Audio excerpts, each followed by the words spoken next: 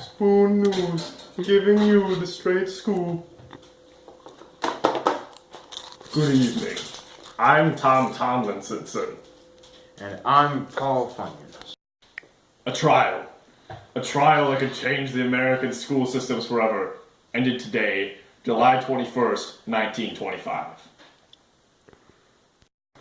The Scopes trial, involving John Scopes, a high school teacher accused of teaching evolution to his students in Dayton, Tennessee.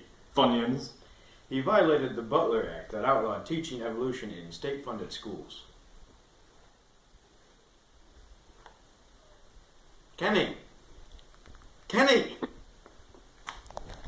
It's a freeze moment. Oh. Oh my God! The Scopes trial, involving John Scopes, a high school teacher who was accused of teaching his students evolution in Dayton, Tennessee.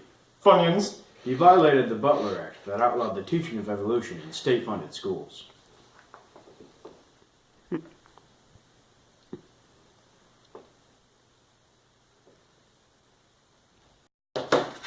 Three-time presidential candidate William Jennings Bryan was the prosecuting attorney in the case, and Clarence Darrow was the defending attorney.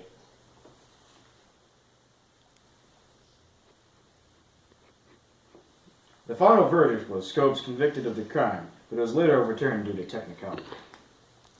This case had lots of publicity due to it being the first trial to be radio broadcast.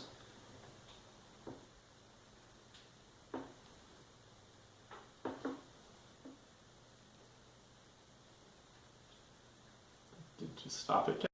Now, we go live to field reporter Frank Pizza. Now let's get a local's perspective on the trial. Excuse me, young man. Let's talk about the Scopes trial. What do you think?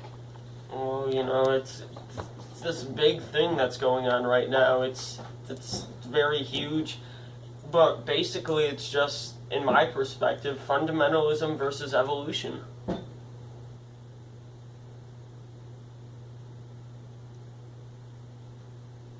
Can I buy you a drink? No. Hey kids, you want to learn about the fundamentalism versus modernism controversy?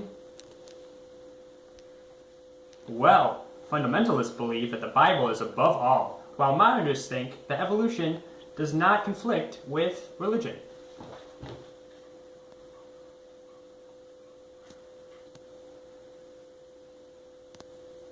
Breaking news on the Charles Lindbergh baby. A ransom note for $50,000 was found and muddy footprints in the room. The baby is the son of famous Charles Lindbergh, the man who flew across the Atlantic Ocean single-handedly.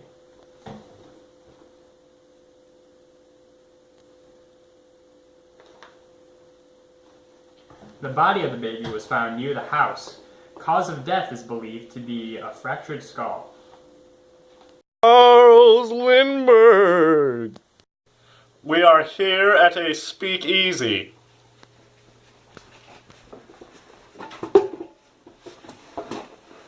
Young man,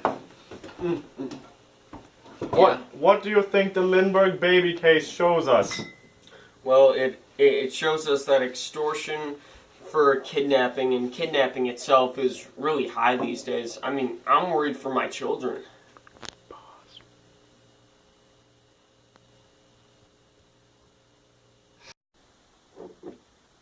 Back to you, Funyuns. Bruno Richard Hauptmann was arrested on September 24, 1934. He was found with marked bills used in the hostage money. This ties him to the crime. He was later executed April 3rd, 1936 by electric chair. On April 15th, 1920, a paymaster and a guard were killed at a shoe company in South Braintree, Massachusetts. There was $15,000 stolen. The murderers were described as two Italian men, which led investigators to Nicola Sacco and Bartolomeo Vanzetti, starting the Sacco and Vanzetti trial.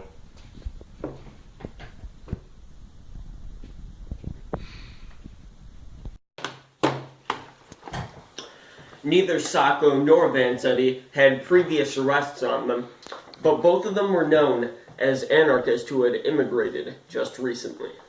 Many demonstrated for their innocence. However, they were found guilty with almost no valid evidence against them. So the trial was considered a product of racism and anti-radical sentiment.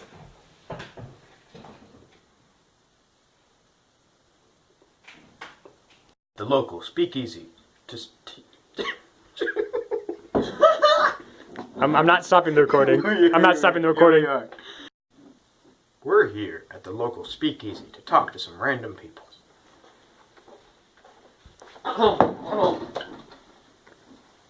Do you think the Sacco and Vanzetti case was a fair trial? Well, you know, as an immigrant myself, I think that everything that's going on here is just a product of racism in America.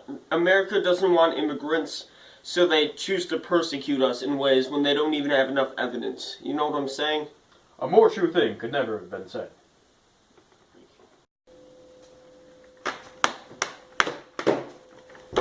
Sacco and Vanzetti, after a lengthy trial, were sentenced to the electric chair on July 14th, 1921. The case was never reopened after that. They were both electrocuted on August 23rd, 1927. Many years later, they were found to probably have been guilty anyway, but racism was still a huge factor in determining their fate. From all of us here at Spoon News, Thanks for watching. good night. Ben Ladwig as Tom Tomlinson.